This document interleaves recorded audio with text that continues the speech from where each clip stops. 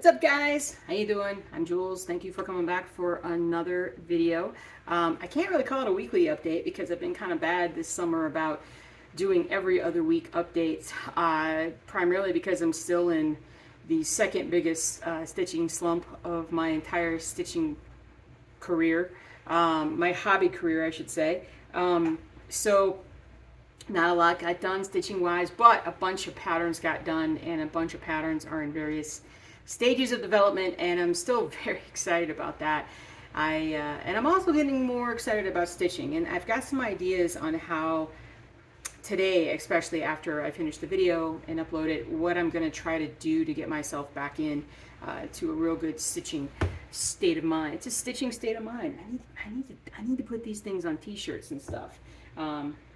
Anyway, I gotta do that fast, don't I? What little have I gotten done stitching? I was working on the sun and the earth pattern, and that is literally all I have gotten done. This is 25 count hand-dyed Lugana that I got off of Etsy, and I don't remember the name of the store that I got it from. I like the fabric, it's nice and soft. I'm kind of struggling with right now stitching on this, and the reason why, do I have it with me? I don't even think I do. I'm gonna pause the video so I can go find it. Here we go. So I've been using this pen for a little bit recently. Not sure if it's right side up, and it is the Air Erasing Soline, which, if you're worried about leaving marker marks on your fabric, this really just dissolves in the air. I mean, it just goes away. It's like disappearing ink that will never come back again. I like it a lot for the idea that, I wouldn't have to worry about making sure that my grid lines all went away when I stitch. However, the problem is that sometimes these things go away too fast, and I think that's kind of what I'm finding with the this pattern. Now, you can't see the lines that I have drawn. I had vertical, or can you see them at all? I've had vertical and horizontal lines. I've done them like 3 or 4 times on this thing, and it goes away every time. Now, that's great, right? That's great from a what you want perspective, from a gridding pen. It's absolutely fantastic. What's not great is when you don't stitch very much and you come back and you don't have lines, and you're like, well, where are my lines? And you spend 10 minutes trying to figure out where your lines are. So bottom line is that it all comes back to the fact that I'm not stitching. So I need to stitch a lot more. So what am I going to do today after we talk about all this? Well, the first thing I'm going to do with my pinky is I'm going to go on a fabric hunt around the house. Now, I am a fairly disorganized person, no matter what Ronnie, Rowe may tell you. I am very disorganized. I have a really like heavy ADHD kind of tendency when it comes to that. And if you haven't noticed from watching me over the years, and I have fabric spread about this place, even behind me, which actually that's old world map too. I just hung it up for the aesthetic of not actually showing you the stitching part, but the part that I haven't stitched. So I have fabric everywhere, and so I have a lot of different things that I could be stitching on, and I have things I need to finish. But I think if I can just kind of get my brain in that mindset of getting excited about maybe starting a new project, or just, hey, I didn't know I had this fabric, I could actually do this now, and maybe thinking about changing up the way I stitch. I've been doing these half stitches on 25 count. What if I were to go to full cross stitch on 18 count? That would be pretty cool too. So I'm just kind of dancing around, just trying to figure it out. And these new patterns that I'm putting out, every time I put out new patterns, or I put out 5 or 6, there's at least one that I'm like, I really want to do that pattern. And I now have like 300 patterns that I want to do, between the ones that I've done, the ones that I still have, the ones that it's just crazy. So I gotta come up with a system, but I really just need to stitch. It's really what I need to do. With that, so that's the goal. That's the goal. A fabric hunt, looking for new pattern. Not looking for. tons of patterns I want to stitch, just looking for fabric basically, and organizing all my floss. And so getting, you know, when I set this desk up, like, honest to gosh, like 2 months ago, whenever it was, I still haven't organized it. I still don't have things in the shelving units and whatnot. I don't have it set up to like, it's not my desk yet. It's not the thing that I'm working on. It's not my, you know, I have to make it mine. So I'm going to have to spend a lot more time. Now, the good news is I deleted my video game yesterday. I have a video game that I was playing way too many hours on every week. And I was like, you know what? I got to get rid of it. Just got to get rid of it completely. Because if I uninstall it, then it just takes a lot more steps to reinstall it. And I have other things that I can play that don't obsess my brain as much as that game. It was a game called Anno 1800. I don't even know what it was called. Anno 1880? It was Anno 1880. It was fun civilization building game. And anyway. So that's gone now. So I have this like void, this space now that I can actually get back into stitching. So I've just got to get myself back in the habit of it and all that good stuff. So speaking of which, talk to Ronnie Rowe this week. If you watched his video over on his channel, which you should, Ronnie Rowe Designs, and he is he's crazy. And no, I'm just kidding. No, he's awesome, and he is he's so much fun to talk to. And I mean, I talk about him a lot on this channel, but I'm so happy and thankful that I one found his stuff, two became his friend, and with everything that came with that. So we were talking about upcoming stitch conventions or stitching shows, trade shows, you know, all these different things. Because Nashville Market's one thing, but I know I keep going back and forth on the business side of Stitching Jewels Design. And a lot of it's because I haven't made up my mind as far as what I want to do. I go this way, then I go that way, and I go up and down, all around. And I have some ideas on how to actually solidify that, but I kind of also need a goal. I need something that I have to put in front of myself to say, listen, you're going to go to this thing at this time. You got to get ready, and it's got to be done, and you got to be ready to go by then.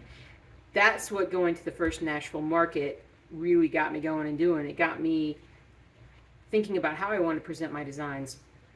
And while it was like 2 years ago, or yeah, 2 years ago at this point, a year and a half, I have evolved a lot since then, but it really sped up the business side of things a lot. And it's almost like I need to do that again, just to, again, give myself a good swift kick and just kind of elevate myself a little bit more.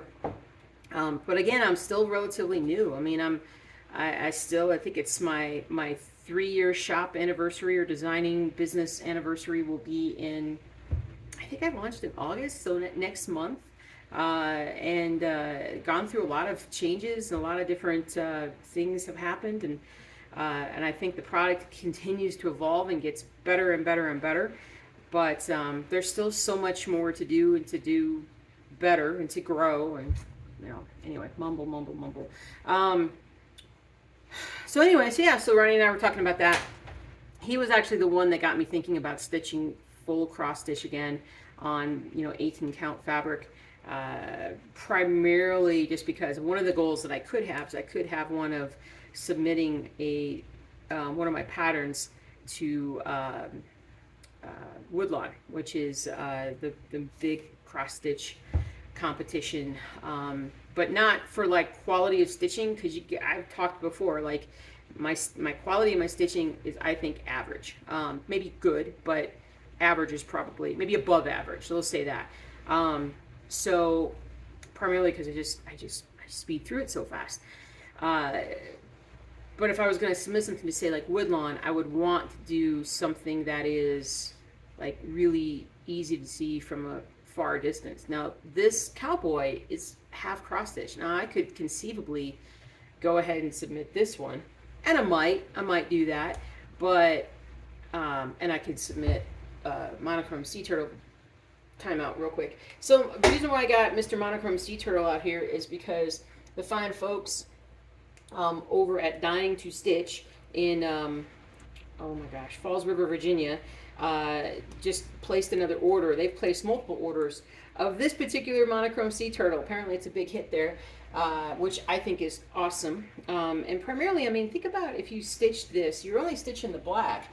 Imagine if this wasn't white. Imagine if it was like this really cool, like marine blue or some kind of crazy colors, you know, like the sea turtle swimming in the reef, around the reef or whatnot. So there's a lot of things you can really do with it. And, you know, I'm open to whatever. But anyway, but Dying to Stitch, they're awesome. They have been very good to me. So going back to what I was thinking, what was I thinking? What was I thinking? All right. Anyway, oh yeah, Woodlawn. So, you know, because something like this, but you know, I've got so many that I want to do, and I mean, honestly, like I love to stitch monochrome. I really need to just get my booty in gear. Maybe I should order some fabric from a stitching shop and go pick up some fabric. That would probably also get me going. But anyway, enough diddle-daddling. Diddle-daddling? Yeah, whatever. I'm going to show you my new designs. Wait, did I talk about everything I was going to talk about? Ronnie had his teleprompter, a piece of paper. I beat you on that one, Ronnie. Look at me. I used the back of an envelope. And so, all right, I got everything except for the new patterns. Now, yet again, it's like almost all monochrome, because that's just, if I have a choice of putting out a monochrome pattern versus a color pattern, I choose monochrome because one, I love monochrome so much, but it's also easier to put out as a pattern. It's the mock-up and everything is just a lot faster. So I'll jump to do those, and then when I can, I'll get back and do color ones. So maybe I should just start by showing you my only color one I'm releasing this week. American Campout. So this is kind of a watercolor depiction of, for those of you who don't live in America, this is like the trailer camper. I'd probably call it a camper, really, with its American flag, and it's got solid, very, very, in case you couldn't tell, it's American. Got our little fire going, we got our golden retriever, we're in the mountains, you know, it's all good. So this is full coverage, 170 by 170, and it's got 29 colors in it. So it's just a nice little vintage looking watercolor that I think is perfect for summer, but I like that one. I think that one is really cool. All right. Now, if I have shown you a couple of these monochromes before, I apologize, but you're seeing them again, primarily because I ended up uploading them and I'm like, I looked at the last video and I didn't talk about them in the last video, and I'm thinking, well, did I tell you guys about this or not at some point in the past? So let me make sure that I'm showing you in the order that I want to show you in. And then I'm like, well, I thought I had more than that. All right, so we got another animal. Like I said, I may have shown you this one before. The tabby cat. And now that I'm showing you tabby cat, I think I remember talking about how you could do this in gray or different colors to make the tabby cat be more colorful. It's 180 by 180, and it's about 8,700 stitches or so. That's not a bad stitch at all. I would call that, for me, that'd be a small to medium, like a smallish medium piece, basically. So there's that one. Because this one, so I mean, if you did this one in 25, if you did this one in 25 count, this would be, oh, it'd be half of that. So it'd be like down to there. So it'd be like right here. So that's pretty small, sort of. All right, the next one up is, I call this one B in monochrome. It's very artistic, and because the wings kind of throw me off a little bit, but this is definitely sort of a queen bee abdomen there. This would be another one that could be great on colored fabric to really pop out the colors that you would want to imagine for a bee like this. So it's roughly about 210 by 210, and it's just under 7,000 stitches. So there's a lot of stitching like up here and down here, but then all in between, not so much. So there's that one. And to follow up did that human anatomy one. Oh, speaking of which, I didn't show you guys that. So the human back muscles, I'm trying to get that in monochrome. I can't remember if I actually put that out in monochrome already. I'll have to look at that. That'll be one of my another to-do list things. But I got, how about this? A set of ribs, which just makes me hungry, honestly. So this is in monochrome and appropriately titled ribs, or you could say the thorax. It's 228 by 288, so a little bigger than what we've been doing, and it's about 1600 or just under 17,000 stitches. We'll say that. And so this is definitely more to stitch, but it's beautiful. I like it. I know there's those of you guys out there that like sort of the vintage and anatomical drawings, which I like those too. I don't like the ones from nowadays. I like the way like they used to draw them with like the black, I don't know if it was like just a pencil or a black pen or what that was, but I like the way they look. And then the new Epic. This is like along the lines of Walkway and Brooklyn Bridge and the library. It's another Epic black and white cross stitch that when I saw it, I was like, ooh, ooh. And of course I didn't write down how many stitches it was. It's a lot. All right. Steel Railway. And I'm happy that I got that out without muffling the words there a little bit. So this one is a big stitch. So what you're looking at basically is a train track, and there's this on top of it, this steel encasing. So it's almost like a covered bridge. I'm not 100% sure if it is one of those, but like a steel covered bridge. So, and then you can see it's kind of a nebulous sort of end to the track there. So this one is big, 360 by 400, and I want to say it was like easily over 40,000 stitches. I mean, this is a big, big, big project. But if you like the geometric architecture kind of project, this one's for you. But you're telling me, so Julie, that looks great. That looks fantastic. However, that's too much to stitch, man. That's too much to stitch. And I would agree with you. And I would say, you know what? That may be too much to stitch. And hold on, I got to show you something, but I got to pause the video.